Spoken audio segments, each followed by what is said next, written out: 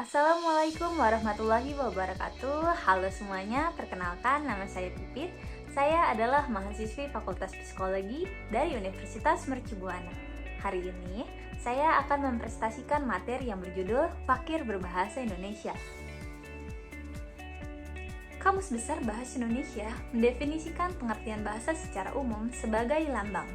Menurut istilahnya, bahasa adalah alat komunikasi yang berupa sistem lambang yang dihasilkan oleh alat ucap manusia.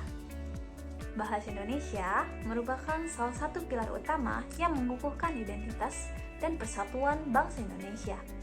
Sebagai bahasa resmi negara, bahasa Indonesia berfungsi sebagai alat komunikasi universal yang menghubungkan beragam suku, budaya, dan daerah di Nusantara. Seperti yang dijelaskan dalam Undang-Undang Dasar 1945 Pasal 36 yang menyatakan bahwa bahasa negara ialah bahasa Indonesia. Dalam era globalisasi dan perkembangan teknologi yang terus meningkat seperti saat ini, kita telah menyaksikan fenomena yang menimbulkan kekhawatiran, yaitu maraknya penggunaan kosakata asing sebagai pengganti bahasa Indonesia. Namun, yang menjadi sorotannya adalah intensitas dan pola penggunaan kosakata asing yang semakin meluas dalam berbagai aspek kehidupan sehari-hari. Kita seringkali menemui kata-kata asing yang menghiasi iklan, media massa, produk konsumen, dan bahkan dalam percakapan sehari-hari. Fenomena ini menimbulkan pertanyaan mendalam tentang dampaknya terhadap bahasa Indonesia sebagai bahasa nasional yang kuat dan ciri khas bangsa.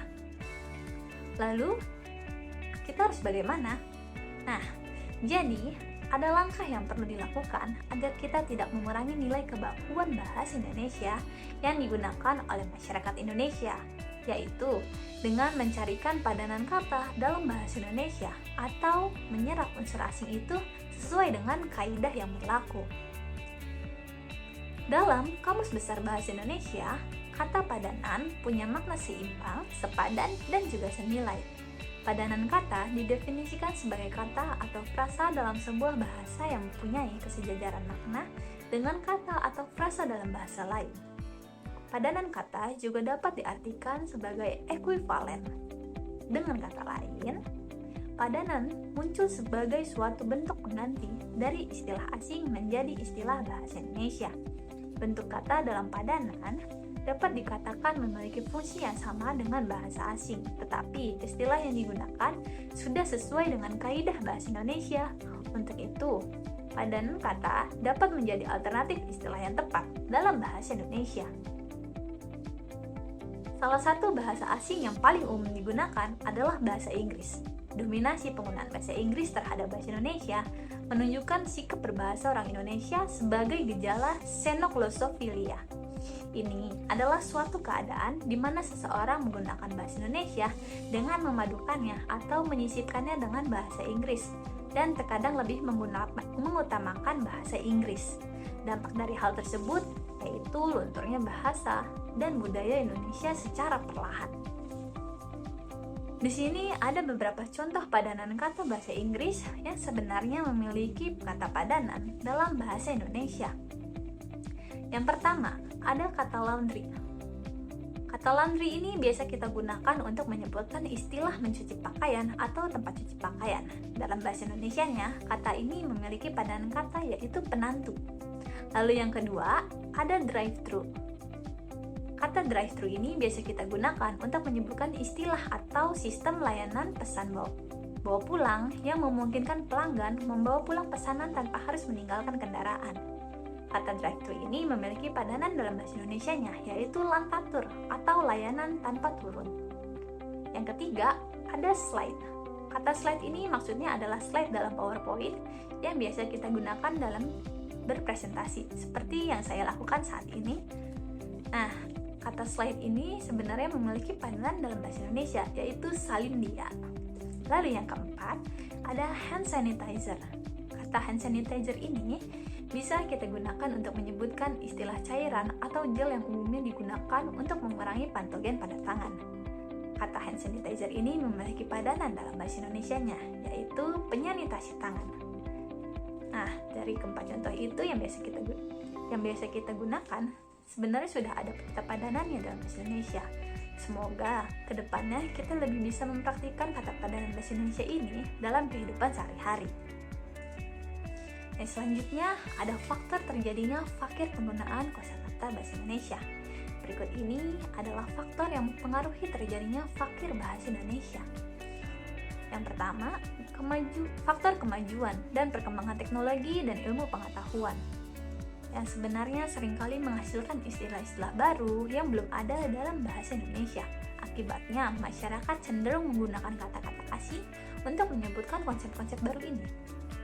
Dan yang kedua, ada pengaruh media dan hiburan seperti media massa, film, acara televisi, dan musik dari luar negeri yang seringkali memperkenalkan kata-kata asing kepada masyarakat Indonesia, sehingga masyarakat seringkali mengadopsikan istilah-istilah ini karena mereka populer. Yang ketiga, karena adanya minat dalam bahasa asing yang tinggi.